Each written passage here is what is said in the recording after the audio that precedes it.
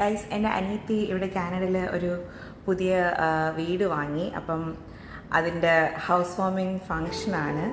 Just ഒരു quick video ആണ് ഞാൻ ഉദ്ദേശിക്കുന്നത്. Let's see.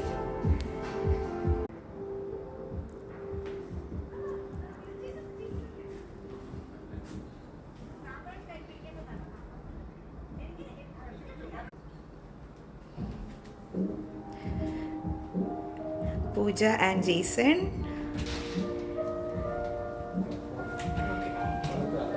Okay, right. Veru.